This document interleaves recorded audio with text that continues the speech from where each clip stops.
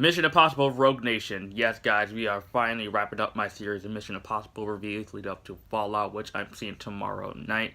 Now, let's get right into Mission Impossible Rogue Nation, guys.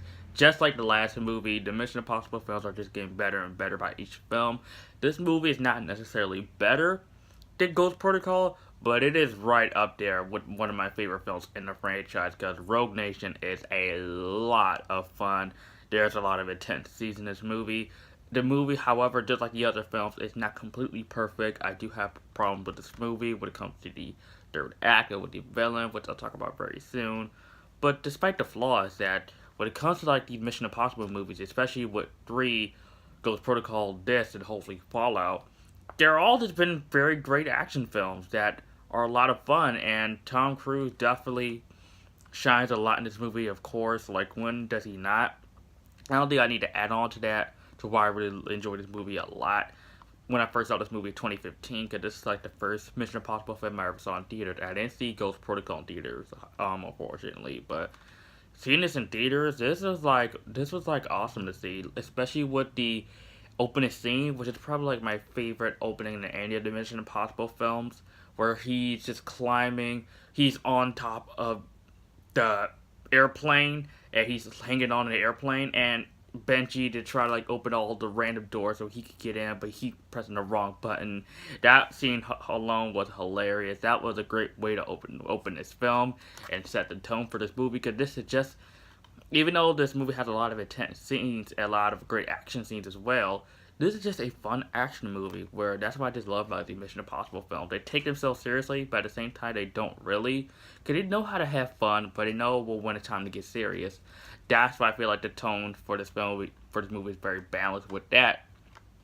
And again, with that opening scene, it is insane that Tom Cruise is 50 something years old and he's hanging on an airplane. Like, I can't even do that. I cannot even, like, the crazy stuff that he does in these movies. It's like I can't do that, like, at all. I cannot. It's crazy to see somebody who's doing all these crazy stunts, and this guy's not even dead. Like this, oh boy, Tom Cruise, he is like a daredevil. Really, that's what I love about Tom Cruise so much. This dude, he's a very like risky guy, and he does all this crazy stuff for these movies to make it go, wow, that guy is nuts, really. And of course, you get the IMF crew. We get Benji back in here. We get Jeremy Renner's character. We get Luther Stickle. We get Alec Baldwin. He's introduced into this movie, and we also get a new character who was probably my favorite character in this film. Isla Foe, played by Rebecca Ferguson. Rebecca Ferguson, my God, I remember when I first saw this movie at theaters, and I was thinking to myself, "Wow, this chick is actually pretty cool." Because I remember see this movie at theater, not really knowing much about the actress, and seeing her as a newcomer, I would say, I was like, wow, she's gonna be in a lot of movies now. And my prediction was right. She's in a lot of movies now when it comes to like action and drama or any other genre she's in. She's phenomenal in this movie. She was the scene stealer. She was the breakout star in this movie when it first came out.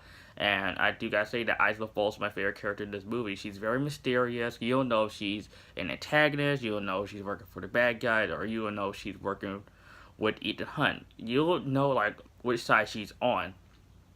That's why I thought her character was interesting, and because she could either could go from good guy to bad guy, or from bad guy to good guy, or back and forth, which, because sometimes for some people it could be repetitive, but for me it worked because her character is probably like has the most interesting backstory, I would say, and throughout the entire film. And I gotta say that I'm looking forward to see her in Fallout, and her like Rebecca Ferguson. Like, I hope she gets continuing to do more of these movies because I feel like her and Tom Cruise have perfect chemistry. Like, these two together, like, they're amazing together. And also some other action scenes as well. The motorcycle chase scene. Whew! Talk about adrenaline rush. My God, like Mission Impossible 3 adrenaline rush. Really, like that motorcycle chase scene with Ethan Hunt.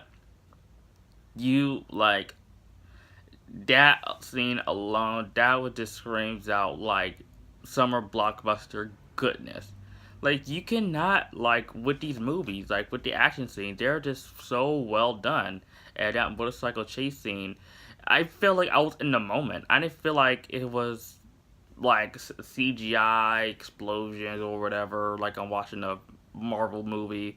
It felt like real people riding on motorcycles, and people can crash and they can get injured. I felt that. And that's the thing I also love about the action. You could feel the punches, you could feel the adrenaline, you feel all of that stuff. That's why I also feel like Tom Cruise stunts work with these movies, because you could actually feel like that is actually happening. Like, that alone is why these newer Mission Impossible movies are just so freaking fantastic. But I would also like to add on with Benji's character.